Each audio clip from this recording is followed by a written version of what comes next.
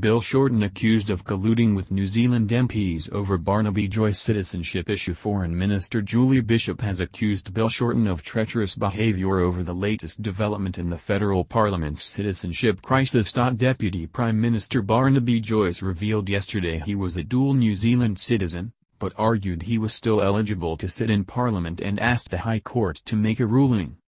His citizenship status emerged after New Zealand Labour MP Chris Hipkins asked a written question about the issue.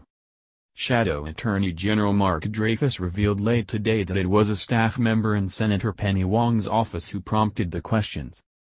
Mr. Dreyfus said there was nothing wrong with sharing information with other Labour parties. Senator Wong said her staffer had mentioned the issue was part of an informal discussion with friends and that it was questions from journalists that had resulted in the disclosure of Mr. Joyce's second citizenship. A staff member in my office had informal discussions with New Zealand friends about domestic political issues, including the Section 44 debate, Senator Wong said in a statement. New Zealand Minister Peter Dunne has since confirmed it was questions by Fairfax journalists, and not the question on notice, which led to the ousting of Mr. Joyce as a New Zealand citizen. For the Turnbull government to then turn this into a diplomatic incident to try to distract attention from the failings of the Deputy Prime Minister is both reckless and damaging. Ms. Bishop had earlier accused the Australian Labour Party of trying to use the New Zealand Parliament to undermine the Australian government, saying it put the relationship between the two governments at risk. Mr. Hipkins' party leader Jacinda Ardern said the question was unacceptable and that she was happy to discuss the issue with Ms. Bishop on the phone.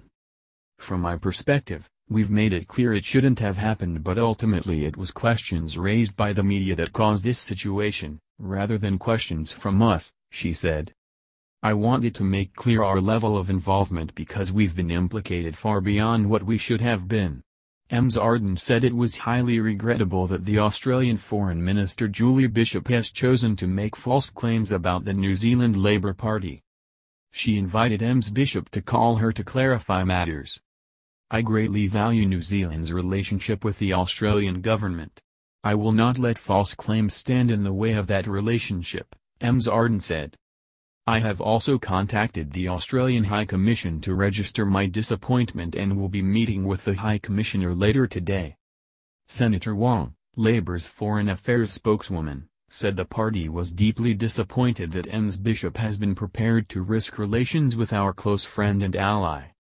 I would urge the government to reflect on the wisdom of using the credibility of the foreign minister in this manner, and to move swiftly to repair relations with parties of government in New Zealand. Government threatening to refer up 7 ALP MPs.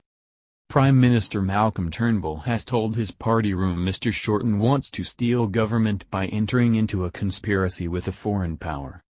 The government has also threatened to refer up to 7 members of the federal opposition to the High Court. Mr. Turnbull urged Labour to clear up questions about the citizenship of some of its MPs yesterday, but Mr. Shorten refused.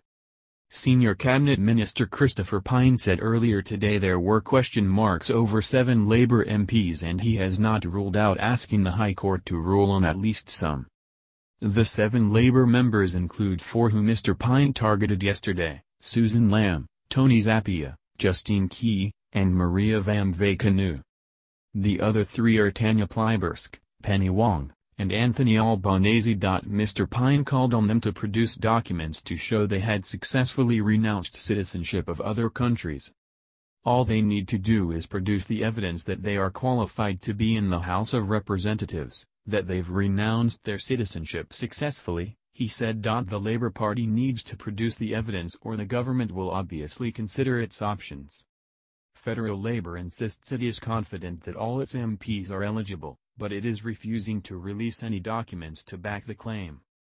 Labour frontbencher Joel Fitzgibbon defended that position this morning, calling the issue a distraction. Labour is demanding that Mr. Joyce resign from the front bench until the High Court makes its ruling. Media player, space to play, M to mute, left and right to seek.